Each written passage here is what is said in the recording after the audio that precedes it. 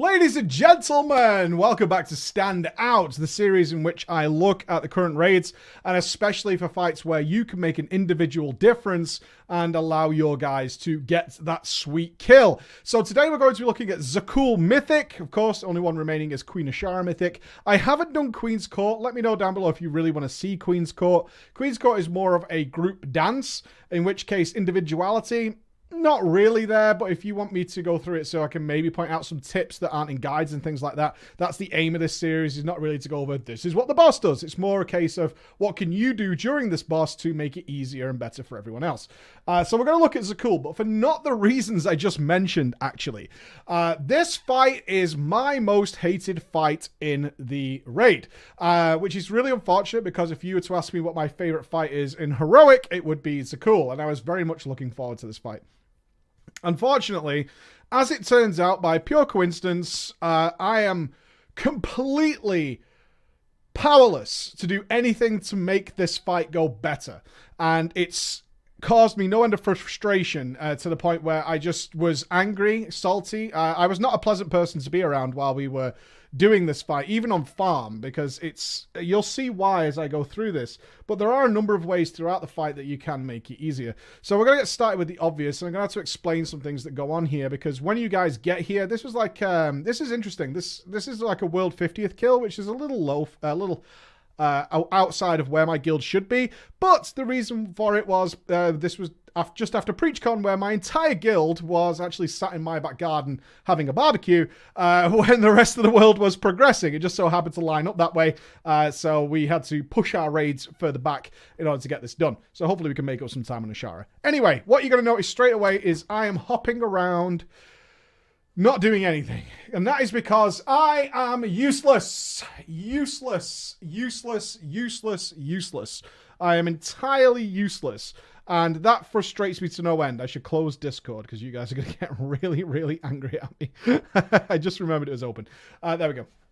So I am entirely useless in this encounter. Global timers. So some fights work on what we call a global timer, which means as soon as you pull the fight, a timer starts. And throughout the remainder of that fight, until the boss dies, it will do certain abilities at certain times.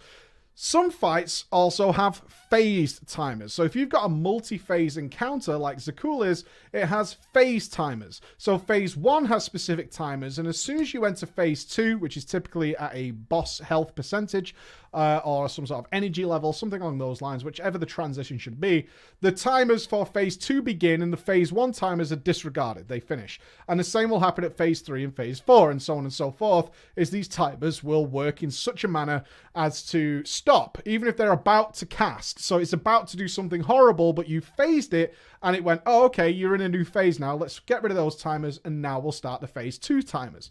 This fight works very much in that way. Now, phase 1, you'll notice there's no pre-pot.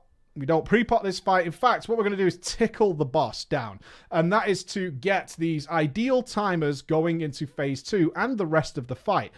So that's what we're going to do, which means I am useless. I have nothing to bring to this fight that would help later on. There are classes, however, that do, because when phase 2 starts, we're going to be going into a very heavy DPS phase. That means you do want things like your Shadow Priests to have good amounts of stacks on their Void Forms and things like that, so they can go into that phase and do heavy damage. If you've got characters who are carrying the, I think it's the Razor Coral Trinket, or the Ink Pod, that is going to do a lot of damage when the boss hit 30%, then you want them to get as many stacks going. They stack up a debuff that will only activate at 30% and do significant damage then. You want those guys to DPS. Those are the guys who are important to this phase. I don't do any of those things, as so do many other players, which means my phase 1 is really just me hopping around. That doesn't mean I don't do anything. I am going to take care of these ads. That's something I can do, but we have to think smart. So the first thing we're going to point out here is you can't just say something like, I'm useless, I'm not going to do anything. No, we're not going to do that. What we are going to do is set ourselves up for phase 2. And now what does that mean as a balanced druid in my case, and it'll be different in your case, is I'm going to prepare at least my Arcanic Pulsar. That's this purple buff right here. So that as soon as phase 2 starts, if I hit 9 stacks of this buff, which is completely under my control, I will go into a higher DPS state for a short period of time. And that means that I can control that. So I'm going to spend phase 1 just kind of moping around.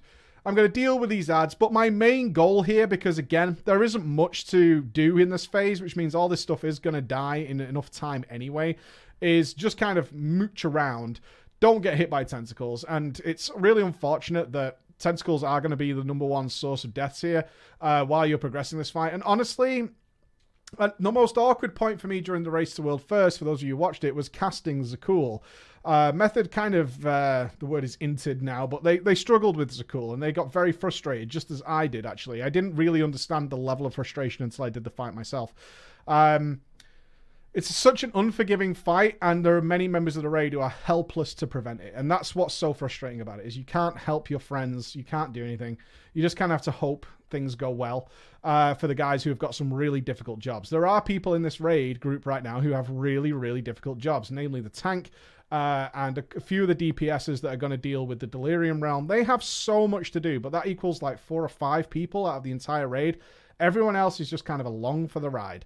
And these tentacles actually take up an enormous amount of space in the room, which means people are going to die to it because there's so much movement. And on some occasions, you actually have to move the boss into the face of the tentacles because of the nature of how this fight works with it. The fight tells you where you have to go. It's going to drop these pools on the floor for the tanks to get to. And they have to run to it. And that means that people are kind of running at it. Then a tentacle comes, or 3 tentacles, and you're like, this kind of sucks. So we're in this scenario now where I'm just kind of chilling. Now, I'm always looking for ways. This is what I love about raidings. I'm always looking for ways to try and make things easier for the rest of the team. Unfortunately, I'm just bored. I literally am sat in bear farm right now. And this did lead to me trying to find ways of having more fun. Like, I'm very much, and some of you might be in the same boat. That's why I'm mentioning this.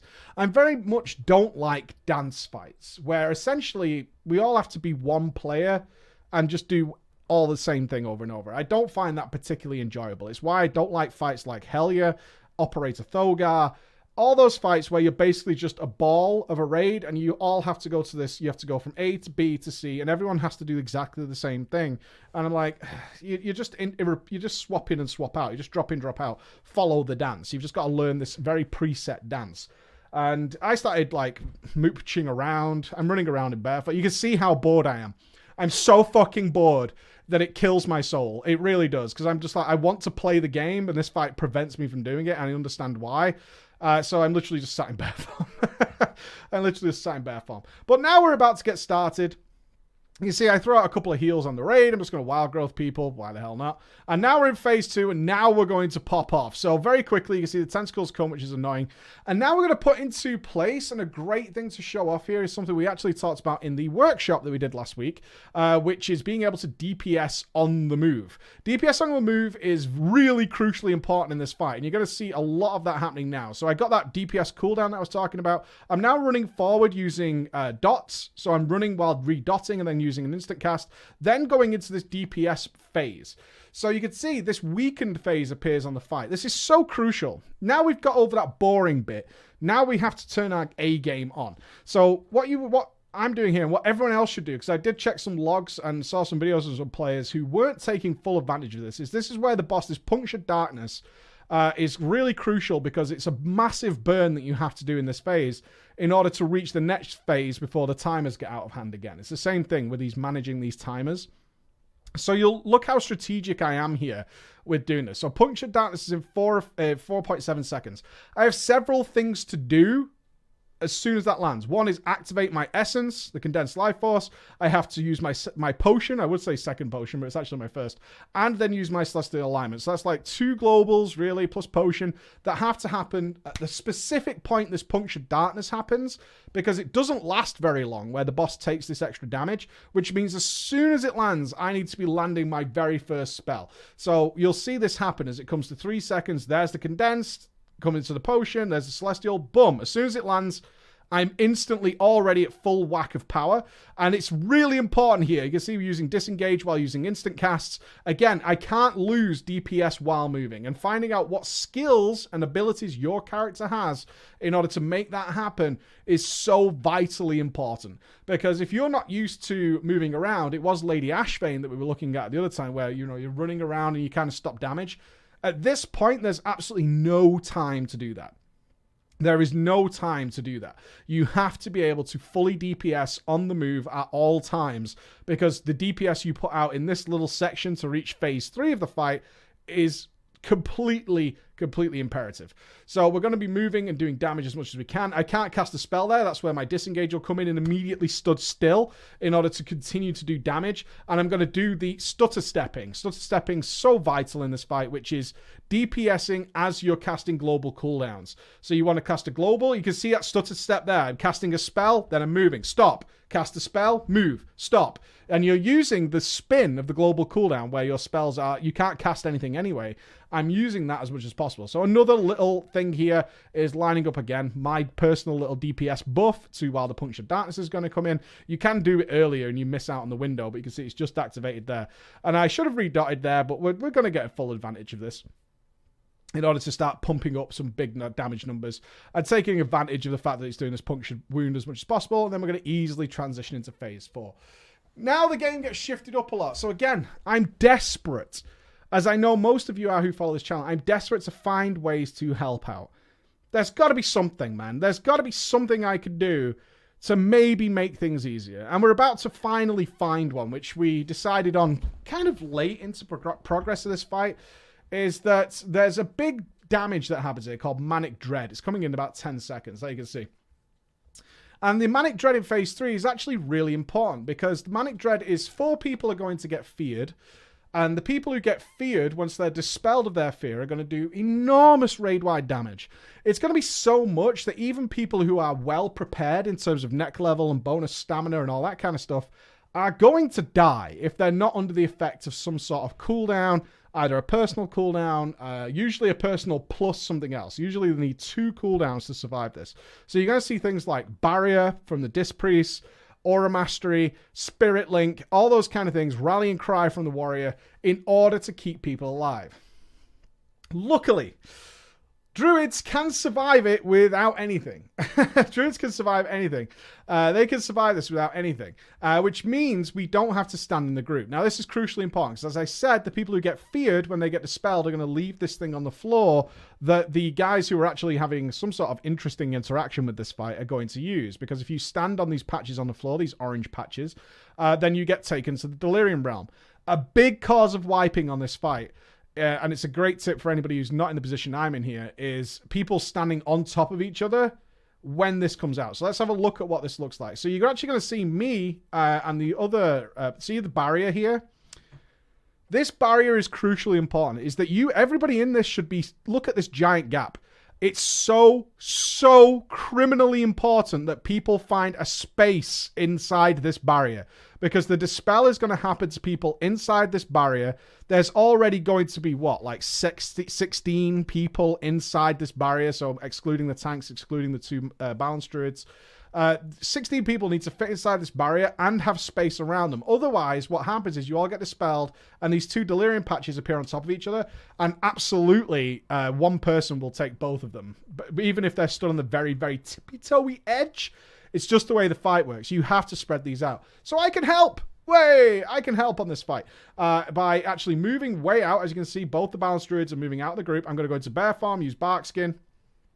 And there you go. You can see how these 3 that happen in the barrier are kind of overlapped. This should be fine, but it's very close. If people inside that barrier just be like, I'm inside the barrier, I'm not going to die, you still might fuck over the attempt. It's as simple as that, because if you don't get enough people, it doesn't matter too much in this one, but if you don't get enough people going in, it's just good habit to have, then it causes a wipe later in the fight. It's as simple as that. Whereas people outside the group, like you can see happen here, who could survive without being in the cooldowns, we could have had one here, one here, one here. A total nice spread. Really good. Now the fight gets a little tricky again. So, I really dislike this fight. I dislike this fight because it can just fuck you in some ways.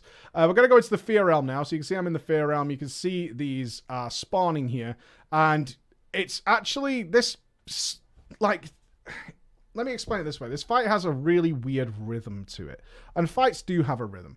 So the rhythm of this fight is nothing. Like, it starts dead. There's no music. It's like the longest introduction to a Swedish noir you've ever seen. And then it just ramps up that you have to go absolutely nuts. And then it slows down again while you prepare to go into this realm. Everything's good. You've just got to manage these things. So you can kind of slow it down again. And then you're going to go into the Fear Realm. And suddenly it's going to astronomically shift up again. But for all different reasons. You obviously want to kill the boss. However, these ads that are spawning all over the room, these horrific visions. If one of them grows, which is what happens. These start with a number of stacks, and then they get those stacks. You can see these 30 stacks here. If I just move my head out of the way, you can see it's got like 30 stacks here, right? Yeah, it's got 30 stacks. If those stacks just run out before it dies, they start wearing down, then it turns into a giant ad. It's essentially a wipe. So this whole phase is just going to be, at least for me and a couple of other players, is just going to be nuke ads. That's it. As much as I want to DPS the boss, I'm just going to nuke ads. That's it. I'm just going to sit here. And the boss actually is weakened now, as you can see. So the boss is taking extra damage. However, what tends to happen, and this will happen while you guys are doing progress, is your greedier DPSers, I'm never saying DPSers are greedy, but your greedier DPSers are going to see the boss takes a lot more damage and my numbers on the damage meter go up. I will point out this is a damage meter that makes no sense anyway because so many people did 0 damage in the beginning of the fight for like 2 minutes. Like, grow the fuck up. Grow the fuck up. But the boss is taking extra damage, which means I can pop off, right? You can see, like, I will kind of look at Za'qul a little bit, but I'm actually, like, starfalling. When you look at my targets, I'm not targeting Za'qul in any way. Like, fuck Za'qul, I'm not arsed. If these ads go big, and again, this is me kind of looking for ways to do things. I can go on Za'qul now, because there's one ad left.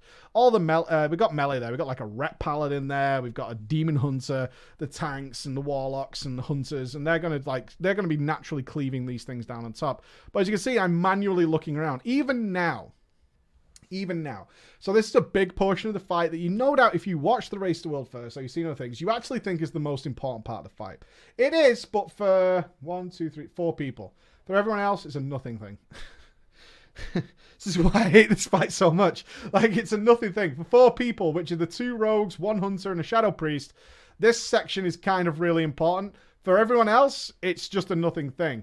So what happens is there's an ad that has spawned in the Fear Realm called the Echo of Fear. It's that one right there. And in the Delirium Realm, which is where those 4 are, there's another ad that spawned. Now, we can only put 4 people into that Delirium Realm. And we have to kill this ad, both of these ads, before it finishes this cast of Psychotic Split. Can't even DPS it, and there's only 4 of them that can do it, which means you just hope and pray they get it done. And sometimes they won't. As for the Echo of Fear, the whole raid's up here. The whole raid, it's just going to die. I'm not going to do much of anything. I'm just going to be kind of taking care of ads. As you can see, I'm kind of single targeting it. I'm just moving around.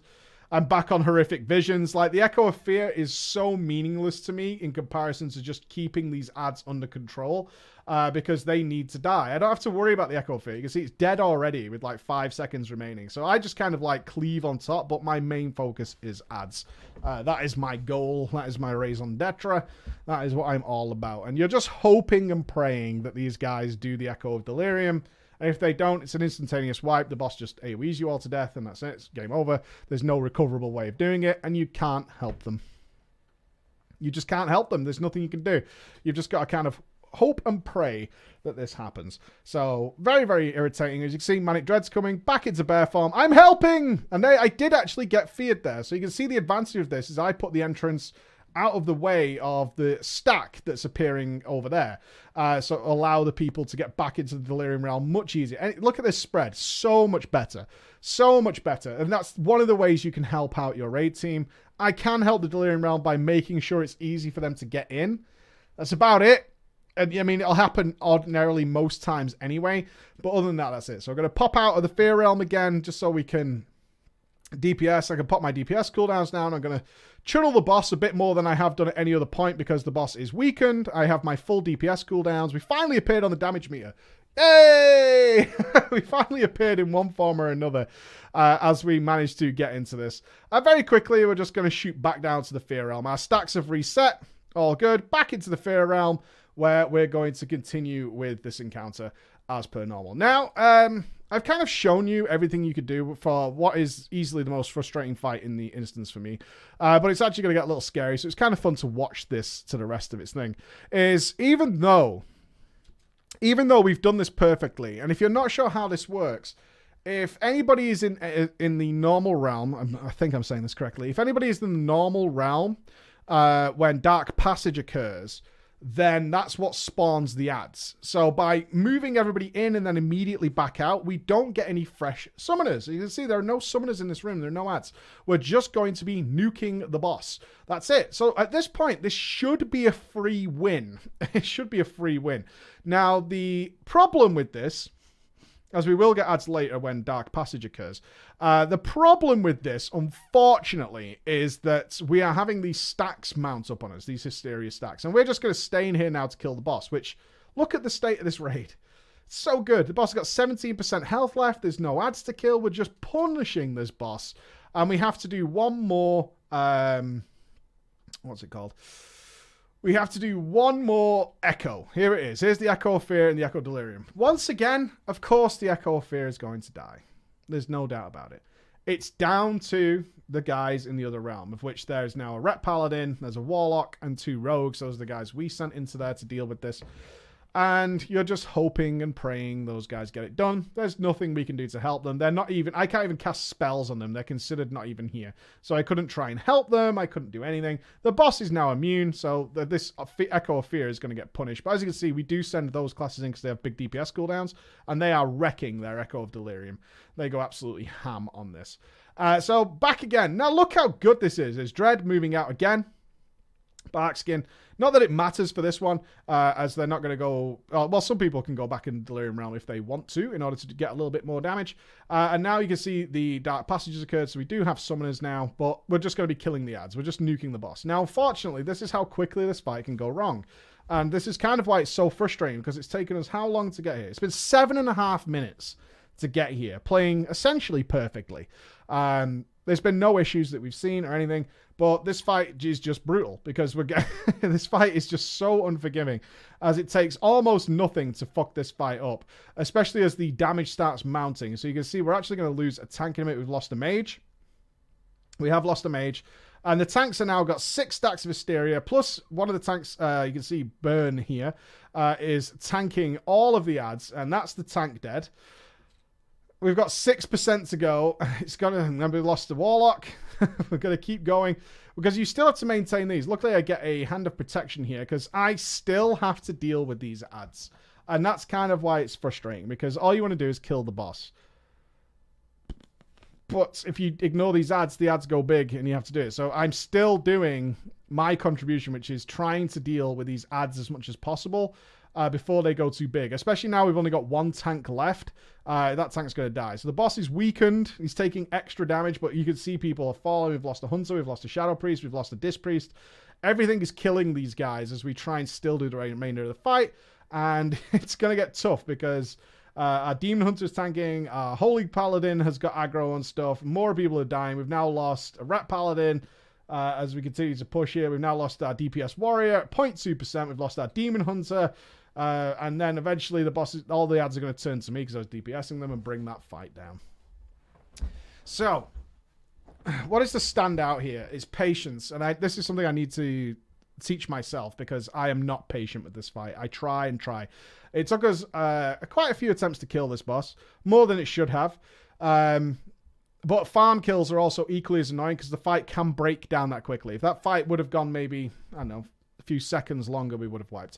And we have had a very clean kill in this. We've killed this fight 3 times now. So we've had a super clean kill, and then the third one was really scrappy and took longer than it should, which is still maybe just an hour. But an hour of this kind of like getting really far and falling apart and all that kind of stuff is tricky. And doing fights where you can't help, and that sometimes is going to happen. No amount of volunteering, which is what I try and get you guys to do. No amount of volunteering matters here. It just doesn't matter. Sometimes your class just doesn't fit. And therefore, you just kind of have to let it go and hope that other people manage it. and they can fail even though it's not their fault. That happens quite a lot. Is that it's like, well, you know, we went in and the slams just happened to be that way, or something hit us or something like that.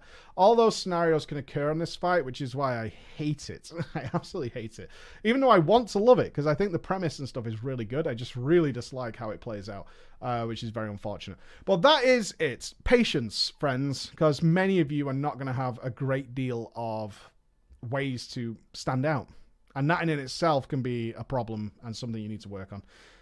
I should take my own advice.